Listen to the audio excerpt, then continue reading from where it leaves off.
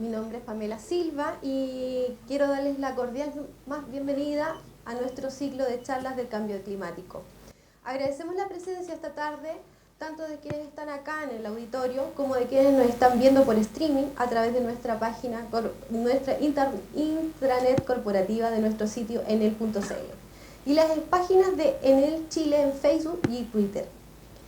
Antes de comenzar, queremos saludar a quienes nos acompañan hoy día. Representantes de la industria de la energía, del mundo académico y autoridades. Por favor, para todos ellos, un fuerte y caluroso aplauso.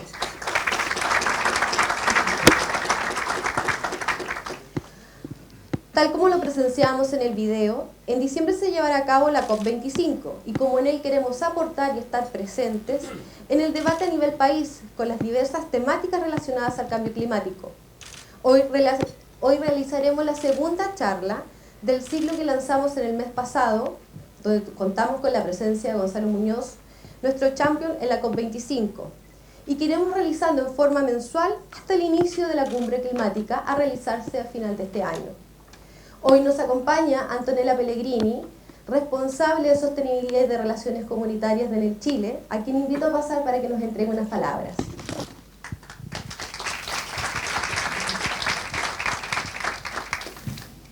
Hola a todos, bienvenidos y muchas gracias por estar con nosotros. Bueno, esto es una iniciativa que se encausa prácticamente en un recorrido que estamos construyendo como empresa, como Enel Chile, para llegar a la COP con mayor conocimiento, con mayor conciencia de efectivamente de cuál es el contenido de los debates que nos van acompañando y que van a enfrentar políticos e instituciones en este evento.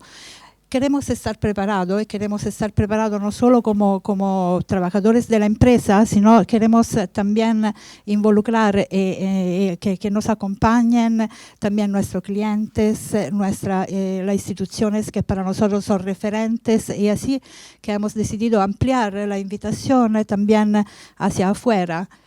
Esto es un ciclo de charlas. Hoy nos acompaña la Marina, pero seguramente estarán otras personas referentes en tema de cambio climático del debate en Chile a todos los niveles.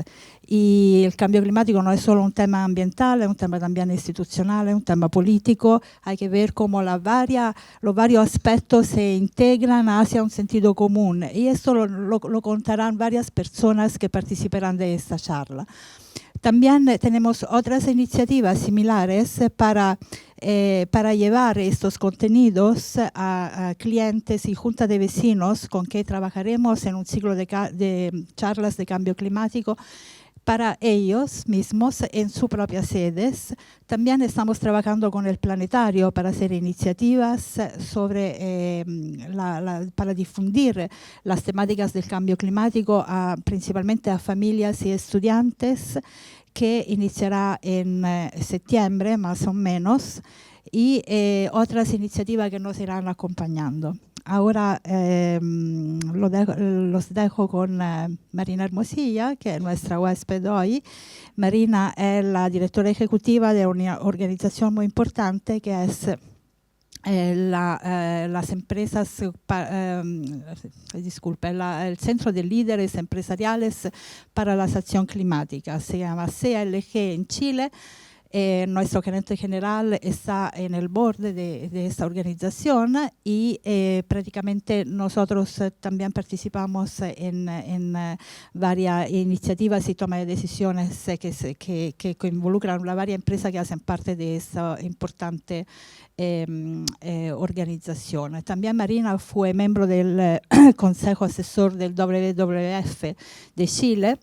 También dirige el Diplomado Empresa y Cambio Climático de la Facultad de Economía y Negocios de la Universidad de Chile, y también fue meritadamente premio de Energía Mujer en el 2017 para temáticas medioambientales, eficiencia energética y sostenibilidad. Entonces, nuestra bienvenida a la Marina.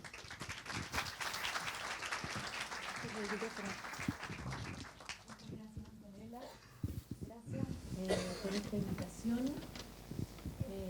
que me parece tremendamente entretenida Antonella, estuve en la versión anterior donde estaba Gonzalo Muñoz y creo que es una iniciativa muy enriquecedora porque con esto en él permite llegar a muchos a través del streaming, a través de los medios digitales y difundir, informar, ¿no? Este año en que estamos tan llenos de actividades relativas al cambio climático y es importante que todos estemos sintonizados con lo que está pasando. Tenemos una tremenda oportunidad al alojar este año la COP25 y el objetivo de esta charla es contarles en qué me afecta a mí como persona que la COP se haga aquí. ¿Qué tiene que ver el ciudadano común y corriente con la COP? ¿Cómo estas decisiones que se toman por allá lejos en las negociaciones, en definitiva, van a llegar y llegan a las personas directamente? Ese es entonces el desafío que nos hemos impuesto en esta charla. Y voy a partir contándole muy brevemente qué es lo que es la organización que dirijo, para que todos sepan desde dónde les estoy hablando. El CLG es una organización que busca, a través de la articulación de la academia con el sector privado y el sector público, apoyar el desarrollo de políticas e instrumentos que permitan avanzar hacia una economía más baja en carbono y resiliente al clima, de manera que ojalá esto se traduzca, este desafío, este cambio que tenemos que generar en nuestra economía, en nuestro aparato productivo, se traduzca ojalá en oportunidades de desarrollo para Chile. Y como decía Antonella, Enel es parte de las organizaciones que está formando parte del CLG, aquí está, se me había perdido, del CLG, y bueno, esa es nuestra tarea y nuestra labor. ¿Qué es lo que son las COP? Las COP son las conferencias de las partes de los países que forman parte de la Convención Marco de Cambio Climático de las Naciones Unidas. Esta convención partió el año 94 en la cumbre, ay, perdón, apreté mal el botón, tenía que apretar nació el año 92 en la cumbre de Río de Janeiro. No sé si algunos, los más mayores, nos acordamos de la cumbre de la Tierra, que fue el año 92 en Río de Janeiro. Ahí nació la Convención Marco de Cambio Climático de las Naciones Unidas.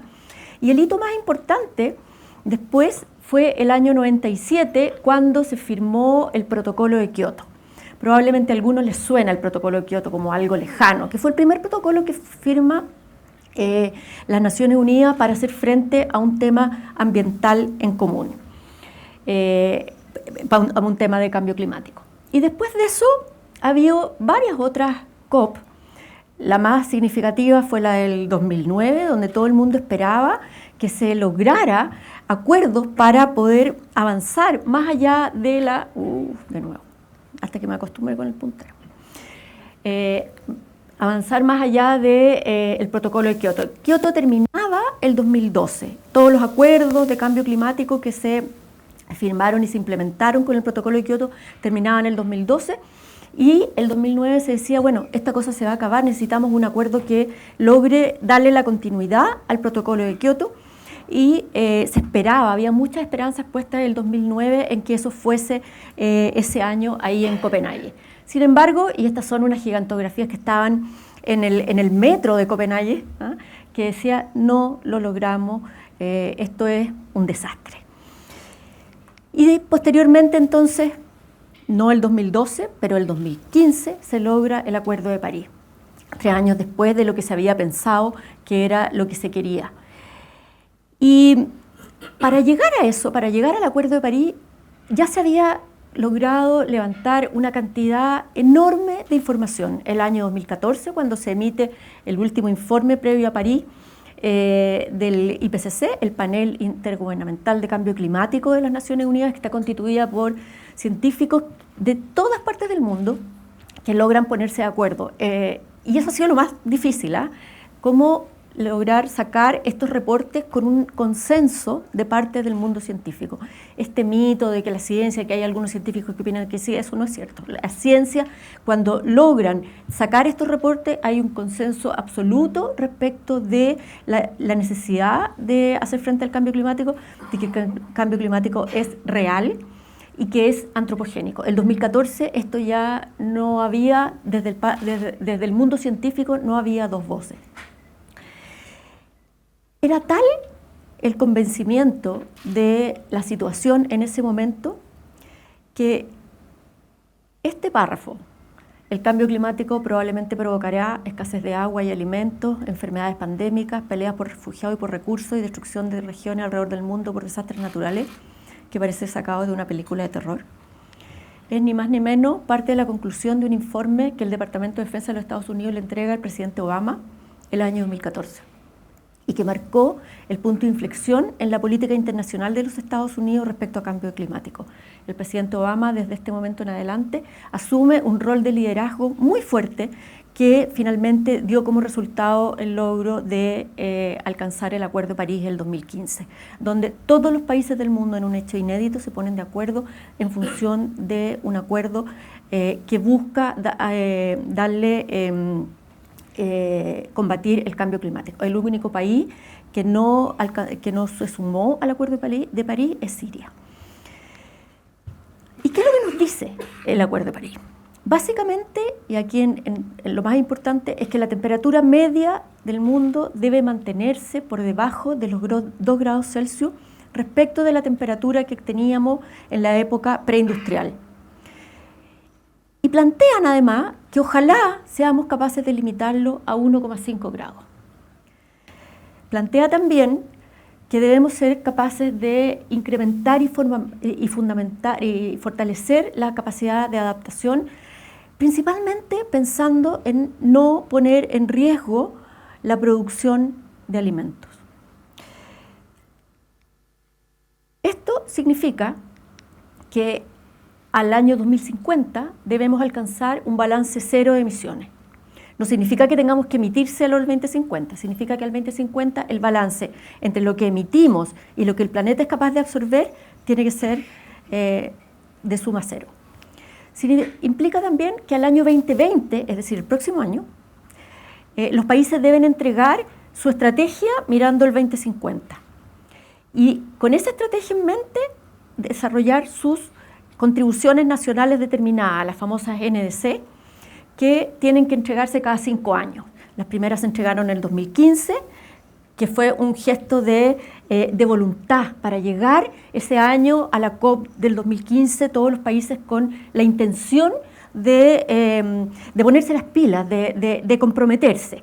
Por eso las NDC que hoy día están sobre la mesa no logran la meta de los 2 grados, claro, no la logran porque cuando se llegó con la NDC del 2015, el acuerdo no se había alcanzado, era un gesto de voluntad, ¿no?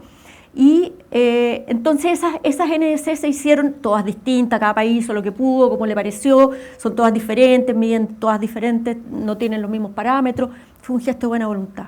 Las primeras NDC, así de verdad, en serio, tienen que entregarse ahora el 2020, en marzo del próximo año. Como Chile está presidiendo la COP y siendo el anfitrión de la COP, Chile se ha comprometido a entregar su NDC en la COP. Así que nosotros como país estamos hoy día preparándonos para entregarla en diciembre de este año en la COP. Y nos cayó del cielo, no del cielo, del Panel Intergubernamental de Cambio Climático de las Naciones Unidas, un informe pequeñito después del informe del 2014, este informe del año pasado, 2017, a principios de noviembre, el que nos dice no son 2 grados, es 1,5. Si 2 grados era difícil, imagínense el desafío que implica entonces ahora es 1,5. Y voy a hacer un paréntesis en la presentación para explicarles por qué el 1,5.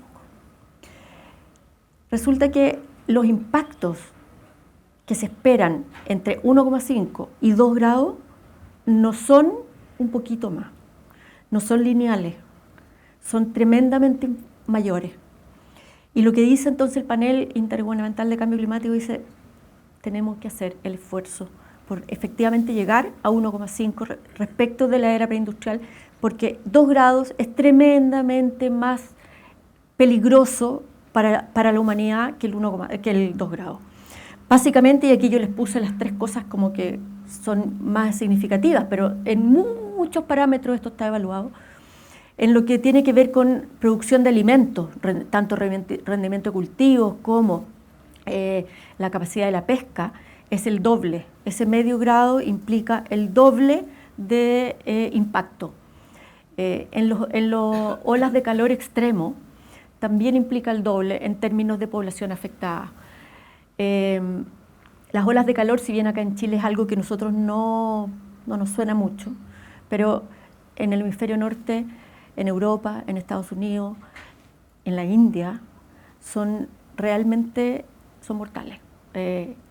Precisamente estaba mirando, antes de venir a esta charla, estuve mirando la prensa internacional. Este fin de semana la BBC informaba que en Estados Unidos la cantidad de muertes producto de olas de calor, en promedio histórica, ha sido mayor que la de todo el resto de los desastres naturales producidos por cambio climático. O sea, es un efecto que genera una mortalidad tremendamente aguda, muy fuerte, en periodos de tiempo muy cortos, sobre todo en lugares donde las temperaturas superan con creces los 40, 42, 43 grados y a veces hasta los 50 grados en algunas partes del mundo.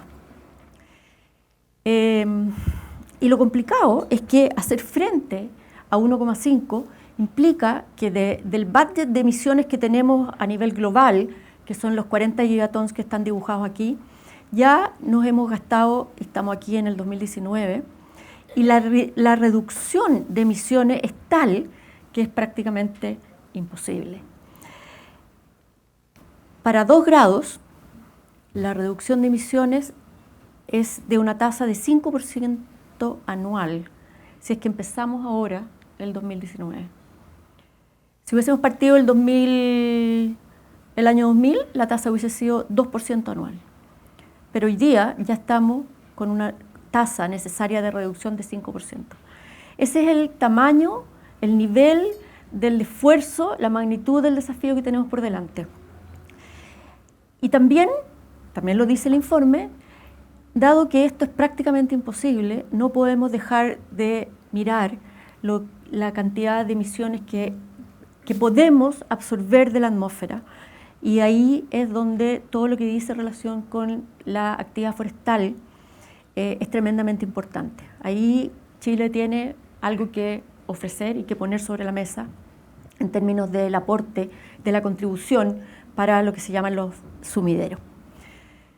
Bueno, volvemos entonces, ese era un paréntesis para explicarles por qué el 1,5 es tan importante. Y volvemos sobre los objetivos del Acuerdo de París que les estaba explicando. El tercer objetivo que plantea el Acuerdo de París y que es tremendamente importante, y a mí me parece que esto es lo que hace que este acuerdo sea tan esperanzador, que este acuerdo hoy día nos deja de alguna manera una tremenda responsabilidad al sector privado, pero también la esperanza de que esto puede funcionar. Y es que busca que los flujos financieros globales, tanto públicos como privados, tienen que alinearse con la acción climática. Esto quiere decir que los países tienen que implementar los arreglos institucionales y reglamentarios, regulatorios necesarios para que las inversiones, los flujos financieros, es decir, las platas del mundo se muevan hacia la acción climática. Y eso es donde entonces entra el poder de cambio que tiene el sector privado, con una herramienta que es aparentemente la clave de esto y que tiene que ver con el precio al carbono. No sé si han escuchado hablar del precio al carbono. Hay distintas formas de ponerle precio al carbono. Puede ser a través de impuestos, a través de sistemas de emisiones transables, lo que le llaman el cap and trade. ¿Y por qué? Porque en la medida que emitir a la atmósfera gases de efecto invernadero, entendámonos, llamémosle CO2, básicamente. Hay otros gases de efecto invernadero, pero el CO2 es el que se usa como moneda de cambio. Si hay emisión de otro gas, se convierte a toneladas de CO2 para poder hablar todos de lo mismo. En la medida que emitir gas de efecto invernadero no tiene ningún costo desde el punto de vista económico, porque sí tiene costos sociales y ambientales, obviamente. Todos los impactos derivados del cambio climático se pueden traducir o mostrar a través de impactos cualitativos y cuantitativos. Pero como no tiene ningún impacto económico, obviamente entonces no hay ningún driver de inversión que impida ejecutar inversiones o proyectos o desarrollos que produzcan gas de efecto invernadero. Y por eso ponerle precio al carbono, es decir, que esté incorporado en las decisiones de inversión, es una herramienta que es tremendamente potente.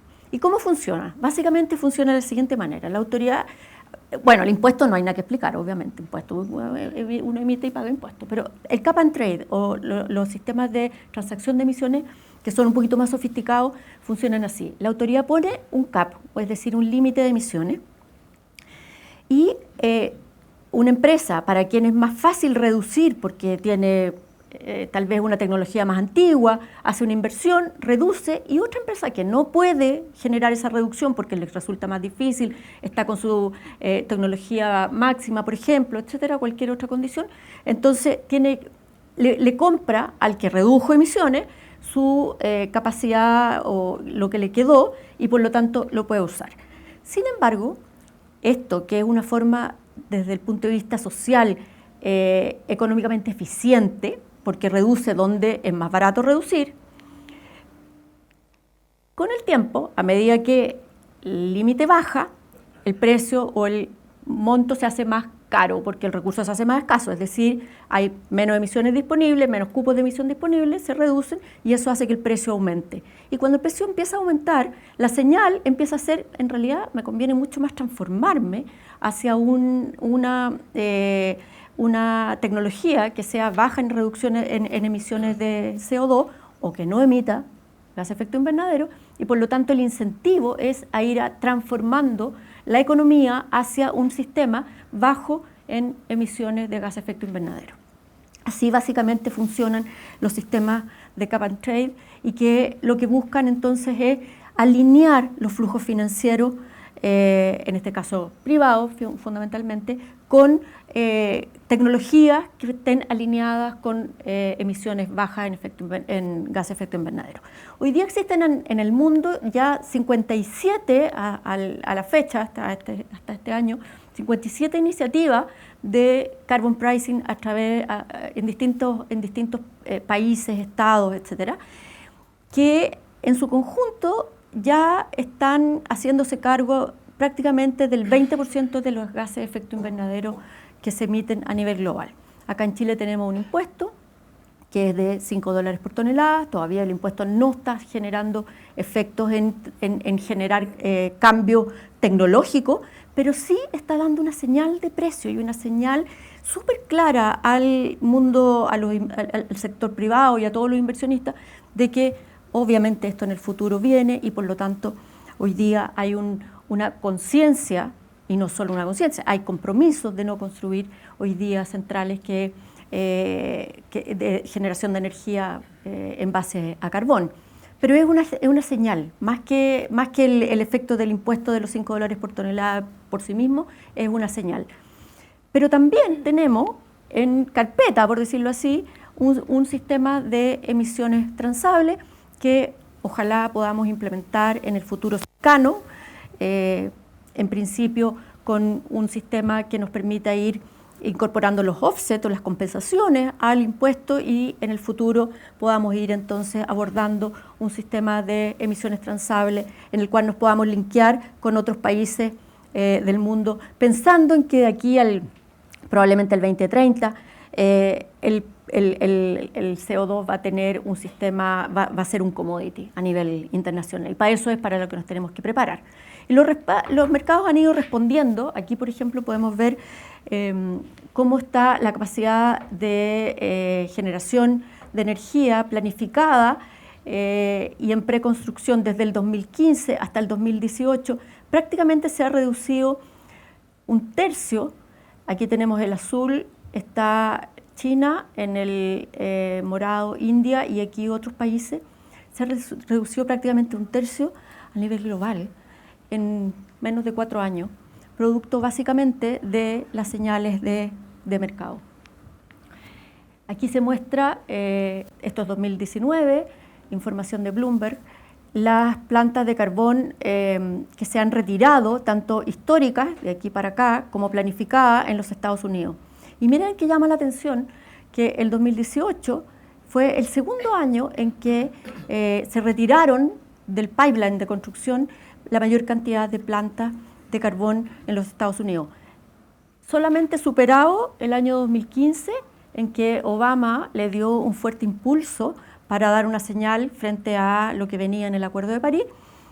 El año 2018 fue el segundo pic de retiro de plantas de carbón en los Estados Unidos, a pesar de todo lo que dice el presidente Trump. Aquí podemos ver entre el año 90 y el 2015 el consumo final de carbón en la Unión Europea se redujo prácticamente a un cuarto. Y cómo se ha ido incrementando la inversión en energías renovables. Miren, Europa ya está de bajada, pero miren cómo va China subiendo, India sube, el resto de Asia, excluido China e India, pasa lo mismo en América.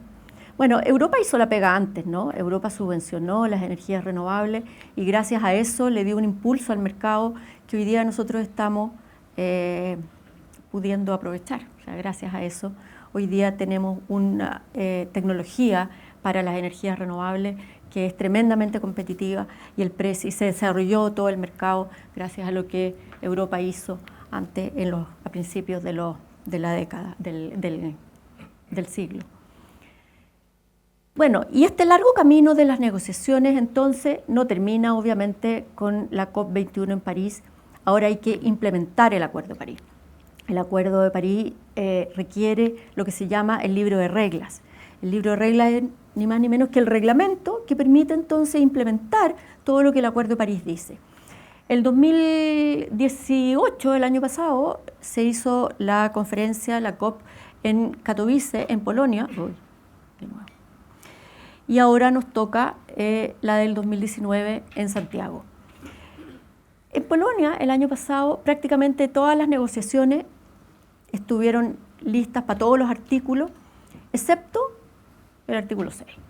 Y el artículo 6 nos habla de mercados. Cómo se van a instalar y cómo van a funcionar los mercados de gases de efecto invernadero a nivel global.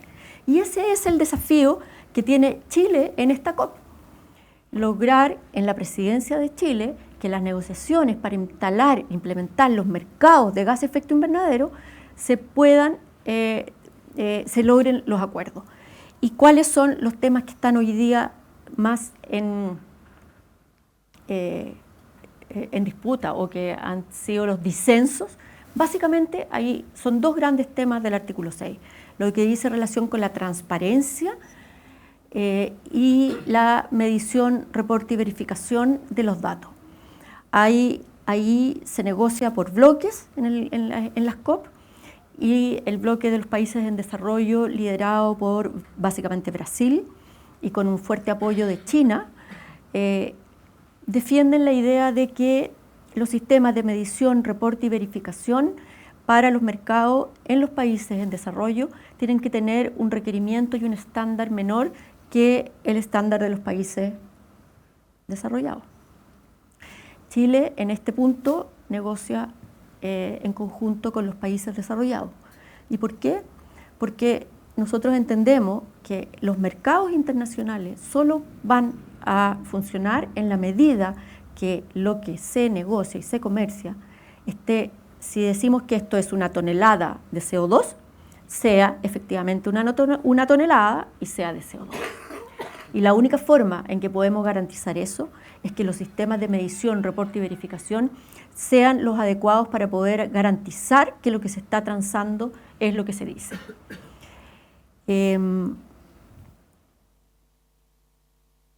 no tener un sistema de medición, reporte y verificación adecuado, a lo único que podría llevar es que haya emisiones de primera y emisiones de segunda. Es decir, un poco la situación que nos arrojó el protocolo de Kioto, mediante el cual las emisiones que se generaban con proyectos en China valían $2 la tonelada, y los que se generaban en países como Chile o en otros países podían llegar a valer $15. Y eso nos genera una dificultad para el comercio internacional, nos genera una dificultad en todo lo que dice relación con poder hacer efectivo las reducciones de emisión. Y el otro gran punto que está en discusión es lo que se llama el vintage, es decir, cuánto las emisiones que ya existen generadas a través del protocolo de Kioto con el mecanismo de desarrollo limpio. No sé si se acuerdan del MDL, hay muchos proyectos que nacieron al alero del MDL. Chile generó el primer proyecto que se transó a nivel global, que se llamaba Chacabuquito, no sé si lo recuerdan, una central hidráulica que generó bonos de carbono. Bueno, como eso, hay más de 100 proyectos en Chile, solo en Chile, hay más de 100 proyectos que se generaron y se verificaron. Los inversionistas desarrollaron los proyectos, en algunos casos los construyeron, en otros no, pero en los casos en que se desarrollaron los proyectos, se invirtieron, se hicieron las reducciones, se hicieron los trámites, se verificaron, se certificaron, y bueno, ahí quedaron. Entonces la discusión es, ¿qué va a pasar con todos esos proyectos y esos bonos que quedaron certificados y acreditados y están ahí guardados? Ahí hay dos grandes posiciones. Una, la que dice, no, esas son emisiones que ya se obtuvieron, ya se hicieron esas reducciones. El planeta ya las tiene.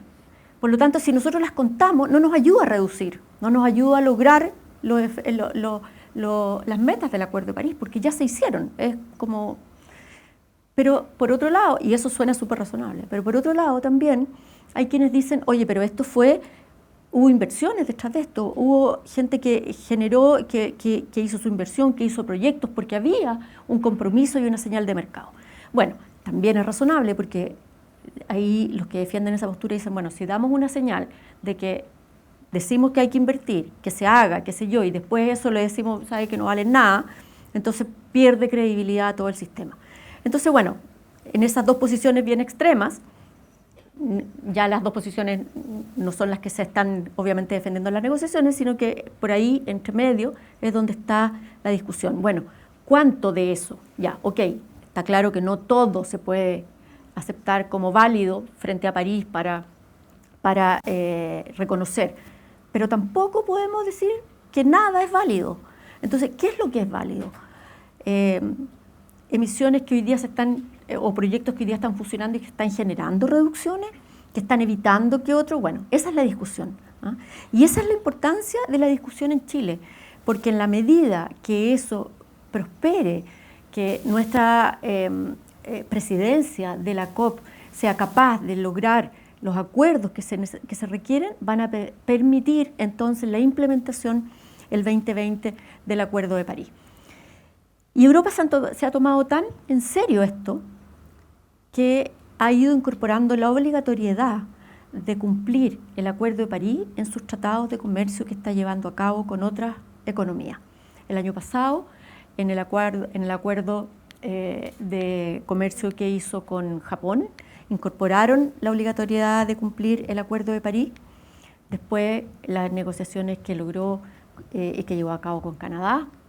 Posteriormente está ahora en conversaciones con China, también lo están incorporando, y hace un par de semanas atrás el acuerdo de la Unión Europea con el Mercosur, Bolsonaro incluido, también incorporaron las cláusulas del Acuerdo de París como parte de la negociación. La Unión Europea y el Mercosur se comprometen a implementar el Acuerdo de París. Es parte de hoy día de los requerimientos que está poniendo la comunidad internacional para avanzar en los acuerdos de mercado. Entonces, en este escenario en que para Chile,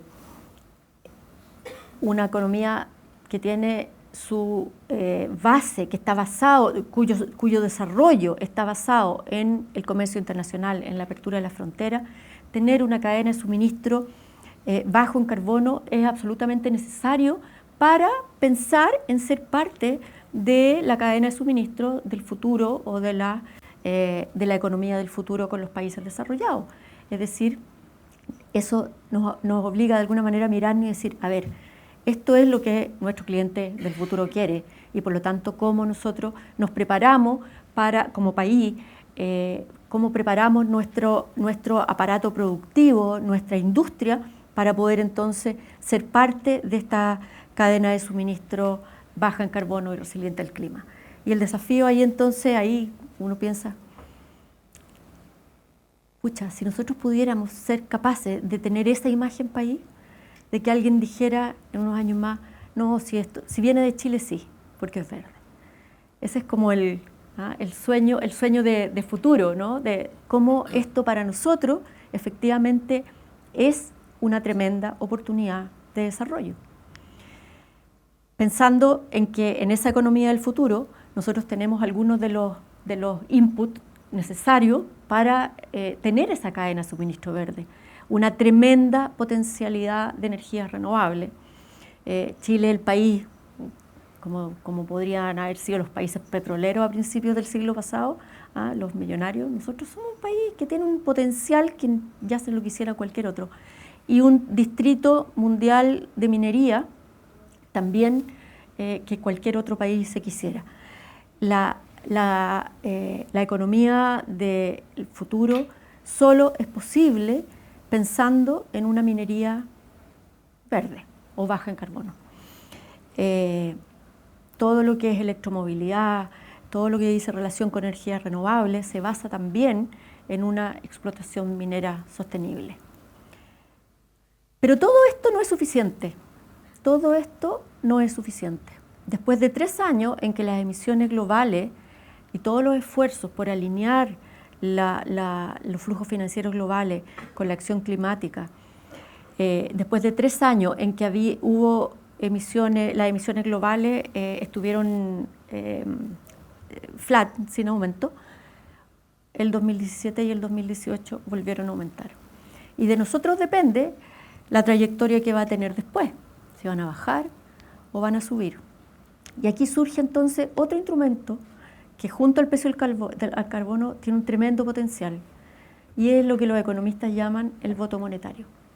Cada uno de nosotros cuando va a comprar, cada uno de nosotros cuando hace una elección de compra, lo que está haciendo es mandar una señal al mercado que le está diciendo yo quiero que este producto se siga produciendo. Y el mercado entonces retroalimenta esa cadena. Por lo tanto, la decisión que nosotros tomamos día a día cuando elegimos algún producto en el mercado es tremendamente importante para producir este cambio.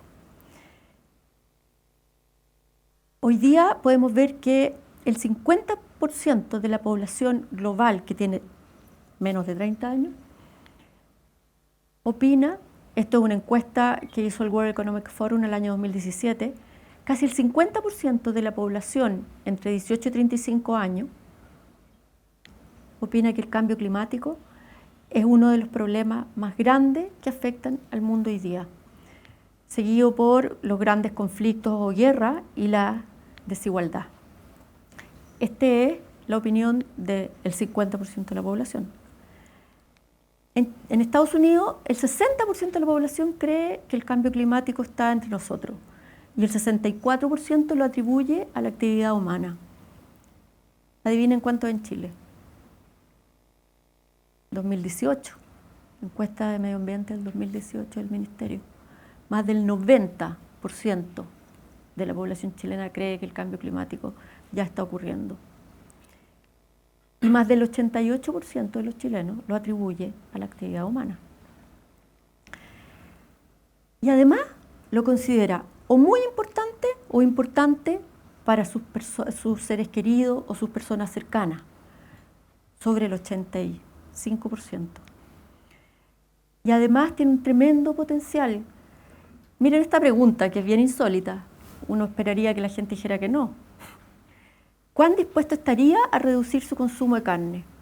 Y el 54% dice que estaría entre dispuesto y muy dispuesto.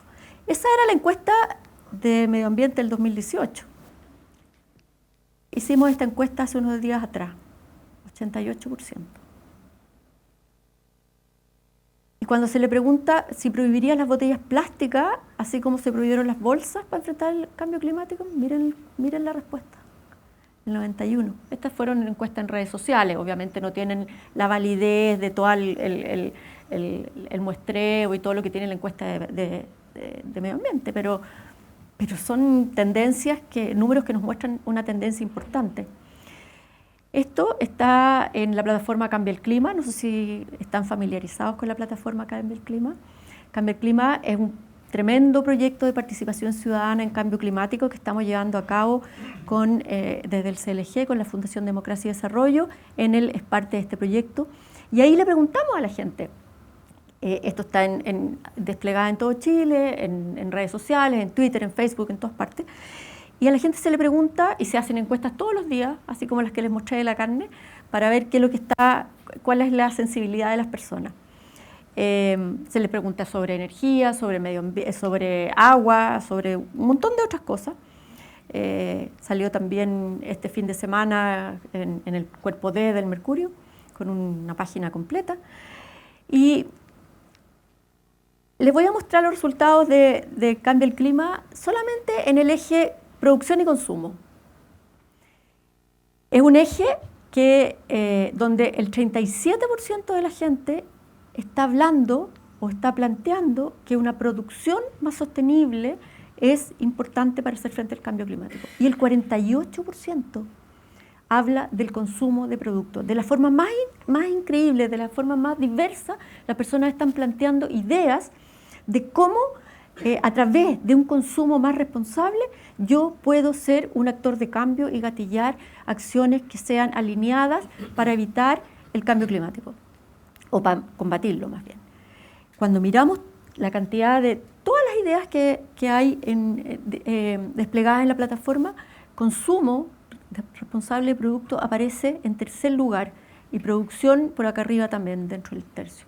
Es decir, la gente está buscando, al menos en Chile, no sé si en Estados Unidos, después de los números que vimos, uno dice, bueno, parece que acá las cosas están pasando, hay un momentum, y la gente está hoy día demandando como consumidor la posibilidad de consumir productos que sean más sustentables, más responsables, mejores.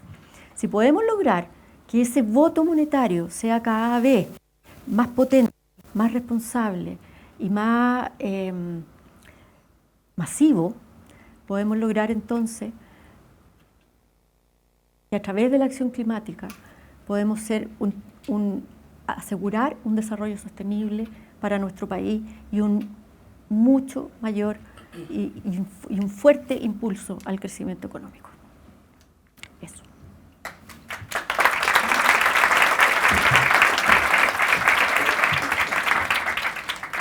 Fuertes aplausos. Muchas gracias, Mariana. Agradecemos este tiempo, dedicarnos a esta presentación. Por ahí nos contaron preguntas. que ya tuviste emisión cero, Sí. movilización, y a mí me encantaría que nos contara qué tal fue la experiencia. Maravillosa. ¿Sí? Maravillosa, sí, me encantó. Bueno, hoy día Enel me puso un auto eléctrico con un chofer, así que hoy día he andado todo el día en auto eléctrico con un chofer, lo encuentro maravilloso. No sé si es mejor el eléctrico o el chofer, pero las dos cosas fantásticas. Porque eso de que uno no tenga que preocuparse por estacionar y no tengas que manejar y puedas ir haciendo otras cosas es maravilloso. Pero la verdad, yo tengo un auto híbrido y yo decía, bueno, ¿qué tanta diferencia va a hacer? Me impactó la potencia que tiene el motor, porque en mi auto híbrido uno va con el eléctrico bajito, la velocidad, y cuando uno acelera entra el motor mecánico, y entonces ya se le acaba toda la maravilla al eléctrico. Pero en este, que es eléctrico 100%, full eléctrico, uno acelera y no pasa nada, o sea, él sigue siendo eléctrico. Y yo pensé que no tenía mucha potencia y tiene. ¡Ay! Sí. Tenemos ahí el apoyo Sí, audiovisual sí, de tu experiencia hoy día. Sí. No, fue exquisito. La verdad es que es otra cosa. Es muy rico. Además, uno saber que no está contaminando o que está contaminando mucho menos es bien potente. Sí. Un fuerte aplauso entonces de nuevo por esa gran experiencia que tuvimos. Esa es parte también de la experiencia que queríamos regalarte. Muchas Por gracias. esta tremenda presentación y por este premio, por esta presentación y este tiempo que nos dedicaste. Preguntas, mira, aquí hay varias, los chicos con los micrófonos. Espérame un poquito para... Ahí tenemos... Gracias. Marina, bueno, felicitaciones por esta didáctica y detallada exposición, y además que la hiciste en un tiempo muy razonable, entonces además podemos mantener la atención. Pero yo quiero hacer algunos comentarios respecto a tu presentación, que no le quita, por cierto, validez, pero creo que es bueno reflexionar en cuál es la realidad que estamos viviendo. La realidad es bastante dura. Por ejemplo, tu transporte en auto eléctrico funciona en un 40% con carbón y un 20% con gas, que es la matriz de generación que tenemos hoy día. Sí. Entonces, ¿a qué voy con eso? De que aquí las acciones puntuales no son necesariamente eficientes, sino que comprar auto eléctrico por sí solo no resuelve el problema. Es un proceso completo, ¿verdad?, que debe llevar a un cambio de matriz. Sin duda. Que está comenzando, ¿verdad? Pero lo otro es que el impuesto verde en Chile no es efectivo, está mal planteado, funciona mal, parte de ese impuesto lo pagan la generación renovable y por lo tanto tenemos que revisarlo. Es una cosa también ojalá se haga en esta perspectiva, ¿verdad?, de la COP25. Pero quería hacerte una pregunta. Estos sistemas cap and trade o los sistemas de transacción de emisiones parecen ser bastante eficientes desde el punto de vista de mercado, pero tienen un inconveniente, que es el plazo para ponerlos en marcha. Y como el tiempo no nos sobra, más bien nos falta, hoy día en la mañana conversaba esto con una persona del sector y llegamos a la conclusión de que poner un sistema de ETS en marcha en Chile, si partiéramos hoy día con la decisión en preparar la ley, discutirla, llevarla al Congreso, obtener los reglamentos, el plazo no va a ser menos de 4 años tal vez. Y agrégale a eso el plazo para determinar cuál va a ser el cap de emisiones, ¿verdad?, y cómo se va a comenzar a reducir. Entonces, ¿cuál es tu opinión respecto a eso? ¿Es una solución válida la realidad, digamos, con el plazo de implementación o no, un sistema de transacción de emisiones? Mira, hoy día tenemos efectivamente un impuesto que como driver de decisor de inversiones no está funcionando y tiene dificultades, y comparto contigo las cosas que tú planteas, son cosas que hay que abordar. La propuesta de modificación tributaria que está hoy día en el Congreso plantea la posibilidad de incorporar los offsets. Y en el trabajo que hemos desarrollado con el proyecto PMR, el Partnership for Market Readiness, que es un proyecto que, para los que no saben, que financia el Banco Mundial para apoyar a los países en desarrollo, avanzar hacia una economía menos intensiva en carbono e incorporar las variables de precio al carbono. Se sugirió, se propuso al Ministerio de Energía, en ese marco, la incorporación de los offsets como la primera etapa que permita ir abordando el impuesto, una futura sistema de transacción de emisiones. Nosotros entendemos, y yo estoy de acuerdo contigo, en que un sistema de transacción de emisiones demora en implementarse. Pero también hay que tener en cuenta que hoy día, respecto de los sistemas de transacción de emisiones, hay mucha experiencia acumulada y es experiencia que estamos mirando. A Europa le costó, ellos partieron con su sistema de transacción de emisiones en el año 2006 o 2007, si no me equivoco. Ya llevan están en el cuarto periodo, después de una tercera modificación, y esas son cosas que desde acá estamos mirando. Es un aprendizaje que a nosotros nos sirve y nos va a permitir, en la medida que podamos, implementar un sistema de transacción de emisiones en mucho menor tiempo. Yo creo que tal vez 4 años incluso puede ser poco. La propuesta del PMR plantea que al 2024 esté instalado de manera voluntaria y al 2028 ya operando como sistema obligatorio. Y lo que hemos estado impulsando desde el CLG es que vayamos preparándonos para linkearnos con los mercados de los países de los estados de América del Norte, California y Washington y los mercados de Canadá, que nos permitirían tener un mercado más grande. Pero claramente es un desafío que no es de un día para otro, que hay que irlo construyendo. Ahí el sector privado tiene una gran tarea, y es instalar los sistemas de medición, reporte y verificación que estén a la altura de los sistemas de transacción de emisiones de esos países, porque si no, no vamos a poder nunca linkear. Y de eso depende en gran medida el éxito de los mercados. Chile tiene un mercado muy chiquitito y por lo tanto no podemos pensar en tener un mercado que solo funcione aquí. Pero si miramos que el mundo va para allá, y si miramos que nosotros podemos podemos ser capaces de instalar un sistema que converse con los sistemas de transacción de emisiones de los estados del norte de Estados Unidos y de Canadá y con los europeos, eso nos permite generar una transformación de nuestro sistema industrial y productivo mucho más rápido. Probablemente es una tarea grande, es difícil, tiene hartos desafíos, pero es posible. Yo lo veo absolutamente posible.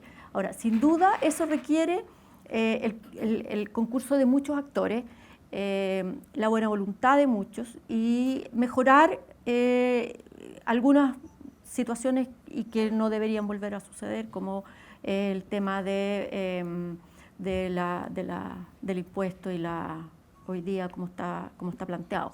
Hay hartos desafíos que resolver ahí, sobre todo en la industria eléctrica, que aquí en Enel lo deben saber mucho mejor que yo incluso, dónde están esos desafíos, pero sin duda ahí hay temas que resolver, de cómo nos hacemos cargo de la seguridad del sistema en el futuro y cómo lo hacemos bien y rápido. Pero lo que tú planteabas al principio del auto eléctrico, sí, yo estoy de acuerdo en que tal vez una acción así no hace diferencia, pero estoy absolutamente convencida de que en la medida que cada uno de nosotros es capaz de ejercer su voto monetario de manera consciente y consistente, genera tendencia de mercado. Y los mercados reciben las señales adecuadas y la transformación se produce. Hoy día todo lo que dice relación con precio al carbono está instalándose y está funcionando.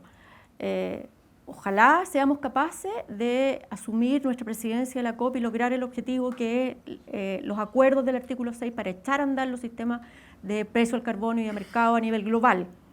Pero no podemos dejar de lado la responsabilidad que cada uno de nosotros tiene como consumidor en el día a día, cuando uno consume y cuando uno toma decisiones de compra, porque la solución, y yo comparto contigo que nos queda poco tiempo, pero la solución no está siempre en las autoridades ni en los otros. La solución está allá y acá. O sea, aquí hay mucho que hacer también, mucho que hacer cada uno de nosotros como individuos, como responsables de las decisiones que tomamos. Ahí Rodrigo tenía una pregunta. Gracias, ¿se escucha bien? Sí. Marina, primero que todo, muchas gracias por tu presentación muy buena y felicitaciones porque está muy clara.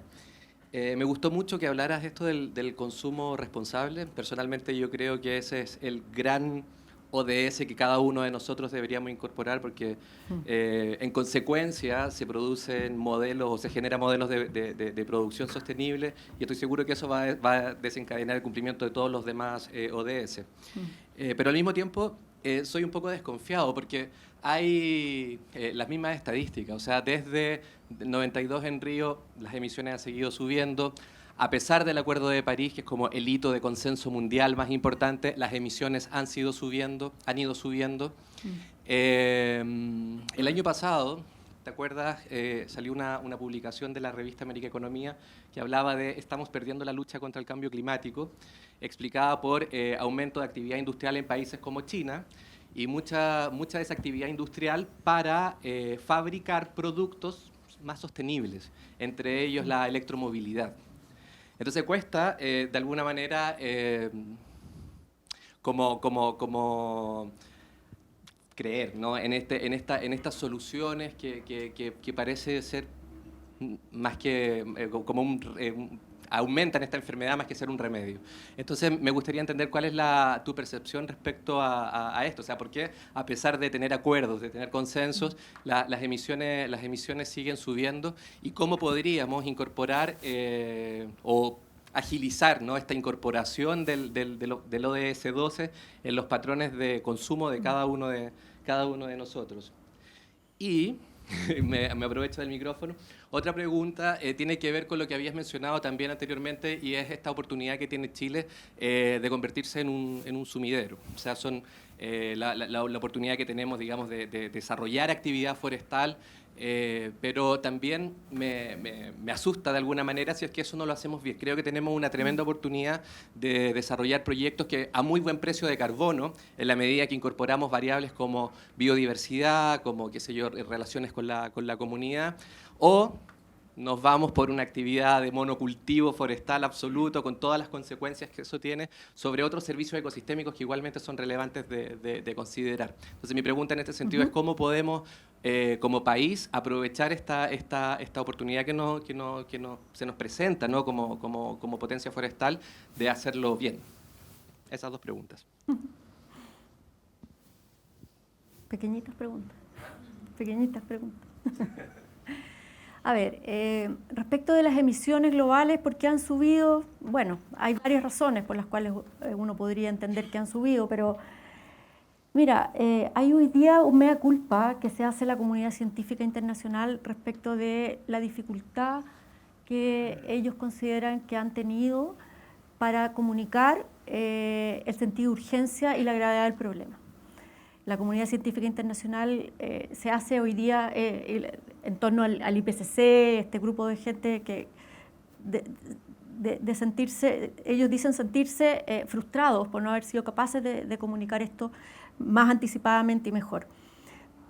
Y probablemente, claro, todavía los drivers no son lo suficientemente potentes para generar el cambio que se requiere, porque finalmente aquí lo que hay que hacer es como apretar el freno a fondo, pero de un tremendo ferrocarril que viene con una inercia tremenda. Y por lo tanto no es tan simple de reducir. Yo no lo diría tanto así como que los países... Hay que entender que la cantidad de población de China, a pesar de que no ha aumentado la población en los últimos, no sé, 30 o 40 años, la población china se ha mantenido. Pero la de India se ha prácticamente duplicado en los últimos 25 o 30 años. Entonces, hoy día India ya está casi alcanzando a China en términos de población. Entonces, somos muchos.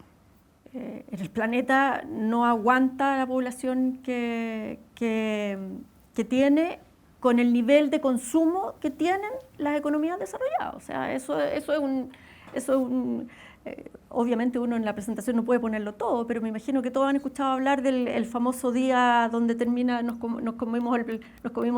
consumimos el planeta completo, y ya creo que este año toca por ahí por los primeros días de agosto, si no me equivoco. Entonces, claro, nos estamos consumiendo 1,5 planetas al año, y eso no en el largo plazo, en el plazo inmediato es insostenible. Pero así como hemos ido hacia ese sistema de vida, también es decisión nuestra revertir esa situación. Yo creo que efectivamente, en la medida que cada uno de nosotros nos hacemos responsables de las decisiones que tomamos, y tenemos que aprender que las decisiones que tomamos no solo dicen relación con consumir mejor, sino que tal vez empezar a consumir distinto. Por ejemplo, en la electromovilidad, uno dice, sí, claro, hay que consumir, si todo el mundo migra hacia la electromovilidad, vamos a tener una tremenda demanda de recursos. Sí, pero los autos eléctricos tienen mucho menos desgaste, los motores eléctricos. ¿Y no será que ahora uno se va a comprar un auto para la vida? A lo mejor le va a cambiar la batería nomás. Porque hoy día los autos se cambian cada, no sé, 4, 5, 6 años, se desvalorizan, porque está viejo, pues se gasta, se echa a perder, las prestaciones ya no son las mismas, no funcionan. Pero si el auto no se gasta, a lo mejor uno tiene que... Cuando yo era chica, cuando uno se le gastaba la suela a los zapatos y ya los zapatos al zapatero y le mandaba a poner suela. Y si a uno se le rompía algo, lo arreglaba. Y hoy día la gente, todos estamos acostumbrados, incluso los que antes hacíamos eso, ahora cambiamos las cosas mucho más rápido. A veces uno trata de arreglarla y no existe nadie que la arregle. Bueno, ese sistema de vida tal vez también tenemos que empezar a pensarlo. Yo creo que hay que empezar a pensar, y ahí pienso, el retail tiene también una responsabilidad.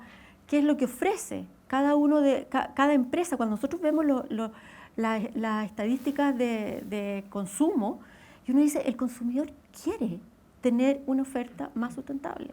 El consumidor quiere saber lo que le está ofreciendo, quiere saber para poder elegir. Si el productor y el que produce el producto y el que lo vende se dan cuenta de esa demanda, entonces tienen ahí un mercado que además está cambiando así. Miren cómo cambian las cifras de un año a otro. Es impresionante, porque es muy fuerte la tendencia. Son tendencias que están generando cambios muy, muy abruptos. Yo en ese sentido soy optimista. No sé si bueno o malo, pero soy optimista. Creo que podemos, creo que estamos a tiempo. Comparto lo que dice Carlos de que no nos queda tiempo. Sí, no nos queda tiempo. Si yo les mostré el gráfico, si partimos hoy día, el 2019, la tasa de decrecimiento, la tasa de reducción de gas de efecto invernadero es del orden del 5% al año para llegar a los 2 grados y del 9% para llegar a los 1,5. Es salvaje el grado el nivel de la transformación. Pero si lo hacemos para un lado, también lo podemos hacer para el otro. Creo que pero sí, es un tremendo desafío. Y respecto de los sumideros de carbono y los bosques, mira, todo sirve. Yo creo que todo sirve.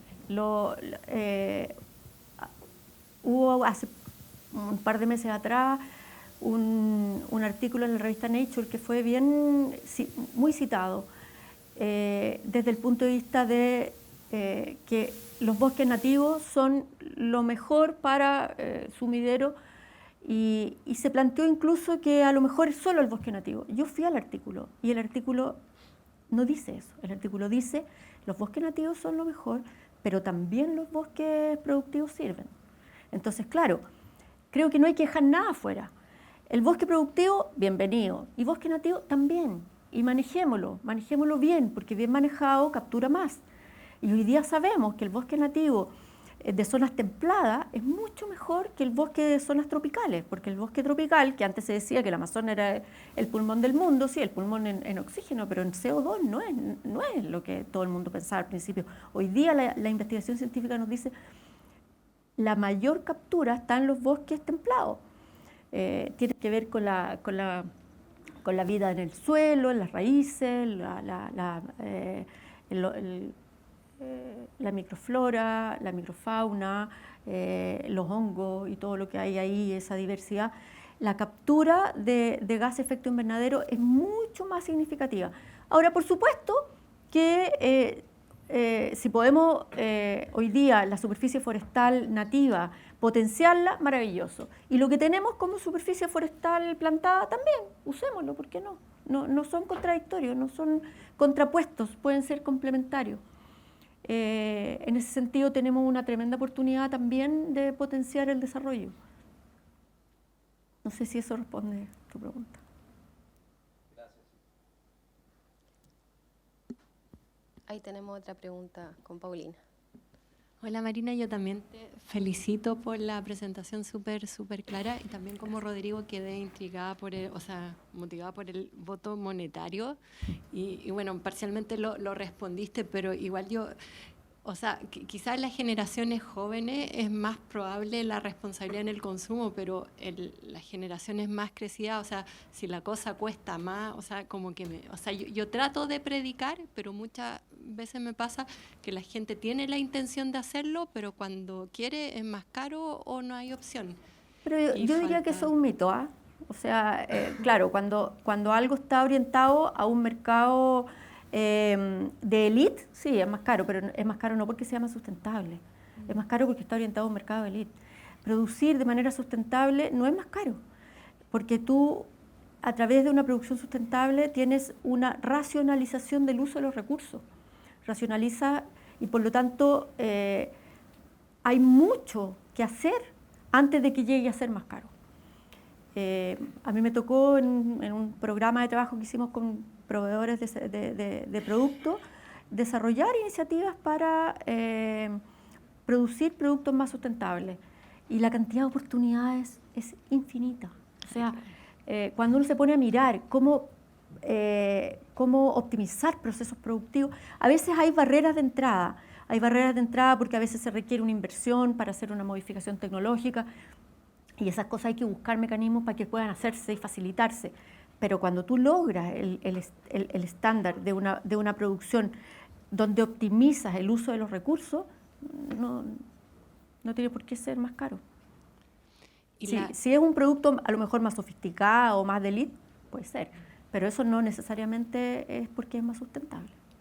Ay, ojalá que tengas razón. Y la otra era más bien una curiosidad que dijiste, ojalá es que seamos capaces de lograr los acuerdos. ¿No crees que se van a lograr? ¿Qué factores deberían darse para lograr? ¿Te refieres a la COP este año? Sí.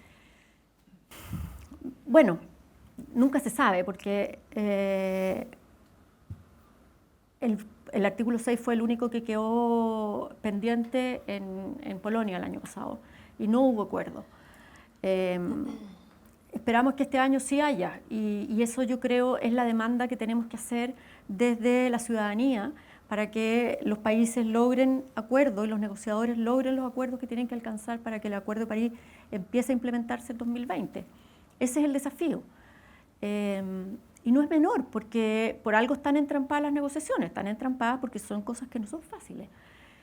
Yo les expliqué ahí los dos puntos principales que están hoy día en discusión, que tienen que ver con transparencia y MRV y con lo que está generado en los bonos de carbono y el vintage de las emisiones desde el traspaso del protocolo de Kioto a París.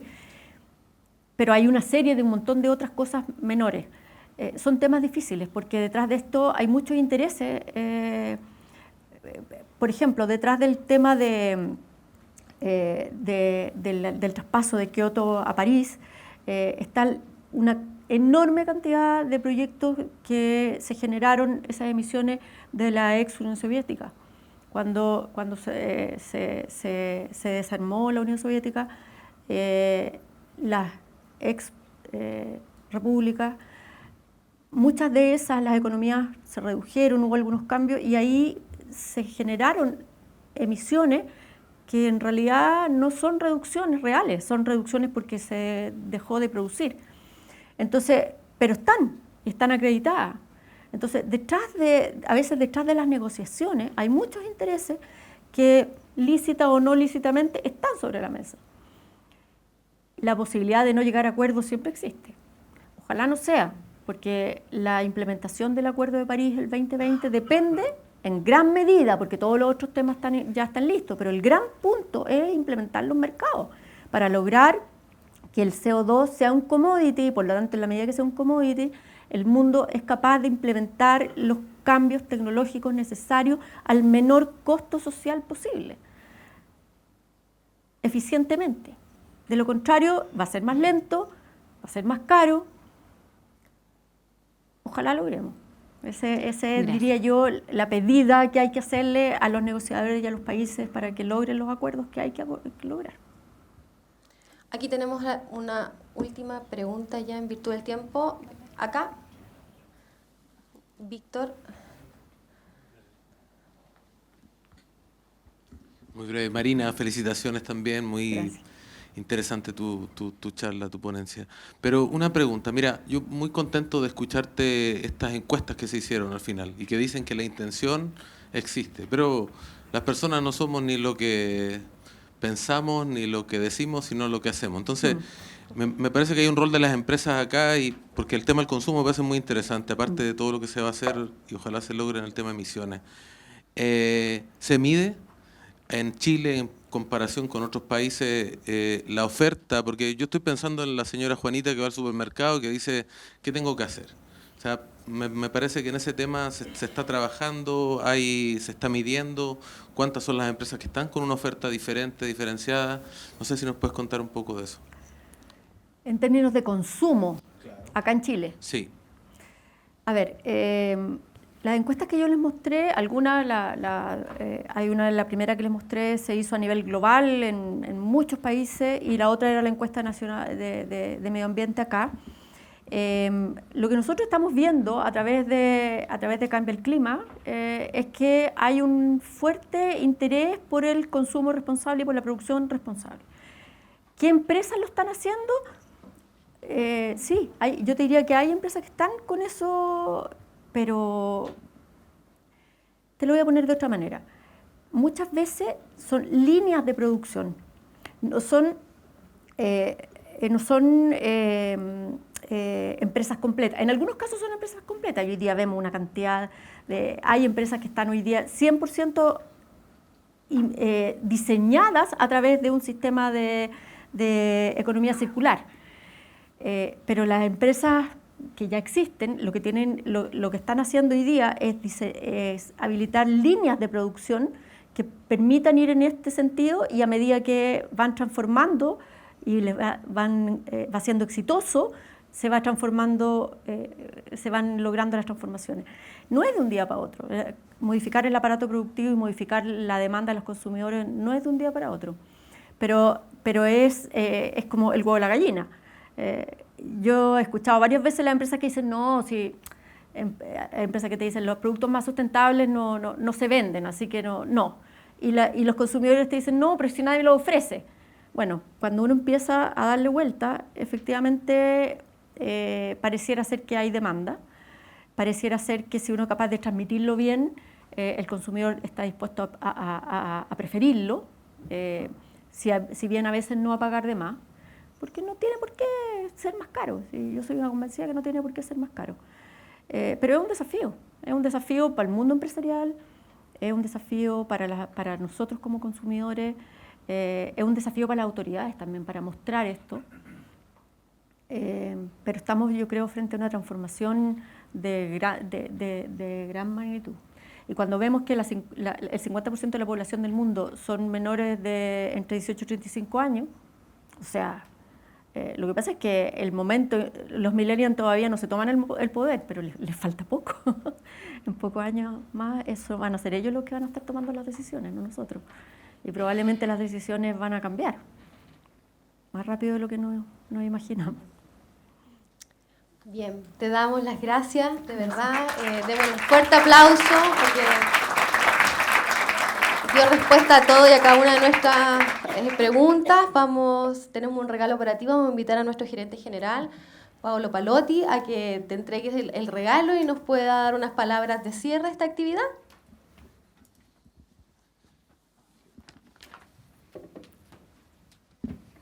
Gracias, Paolo.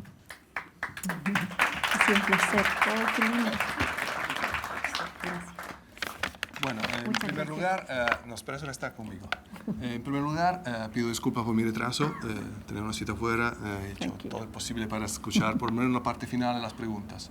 Solo que decir, por la pregunta que escucho, hay una sensación de atención al tema, siempre más fuerte. Sí. Parece cada día más fuerte. No sé si cuanto más nos avicinamos a la COP25, este tema lo sentimos más fuerte, hacemos preguntas, actuamos de manera diferente y miramos lo que podemos hacer.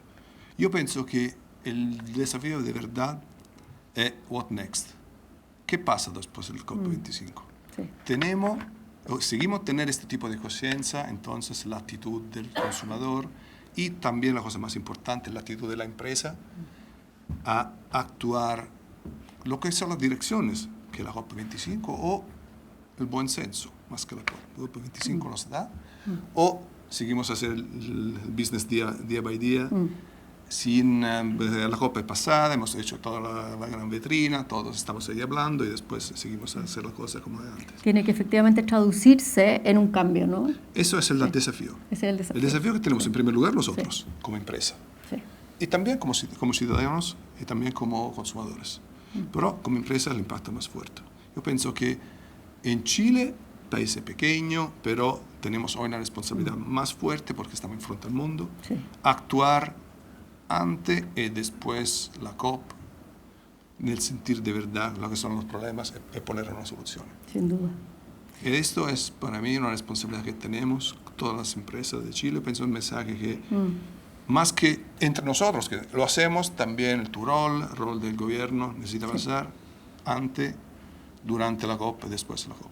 Así, pequeño, podemos lograr. Sí. Si no, vamos a decir, hemos hecho una buena película y después va a pasar todo como Y vacío. Exactamente. Y además, ahí hay un tema bien interesante, Pablo, porque es verdad, Chile es un país chiquitito. Hoy día tenemos y vamos a tener cada día más de aquí a final de año los ojos del mundo puestos. Y de alguna manera nos miran desde afuera como un país que es capaz de asumir grandes retos. El año pasado me tocó a mí estar en Polonia para la COP. Y en algún momento en la conversación, producto de que venía la COP, que se llevan o no se llevan la Copa Chile, cómo lo vamos a hacer, no sé qué, y de repente alguien de nosotros dijo, pucha, es que es una tremenda responsabilidad, no sé si podemos, y alguien dijo, bueno, si Chile no puede, entonces nadie puede. Era como, eso significa wow, una responsabilidad aún más grande. Claro, aún más grande. Porque ellos nos miran, mucho, el mundo nos mira como un país en desarrollo que muestra lo que es posible. De verdad es así. Sí. Potencialmente es así. Sí. Ahora necesitamos hacer un cambio de velocidad aún más. Sí. Ese es el desafío. Vamos a ver qué va a pasar. Muchas gracias. De nada, gracias a ustedes. Gracias a todos por este momento muy interesante, muy entretenido. Gracias. Muchas gracias, Pablo, por tus palabras. Bueno, quiero invitarlos a ver el video de nuestro próximo invitado, así que corre video. El próximo 20 de agosto les invitamos en conjunto con Enel a hablar acerca de cambio climático y riesgo financiero. No dejen de asistir. Bueno, y con la invitación de David Falcón, que va a estar presente el próximo 20 de agosto, damos por finalizada nuestra jornada. Les agradecemos a todos y finalicemos con un fuerte aplauso hasta el 20 de agosto. Muchas gracias a todos por asistir.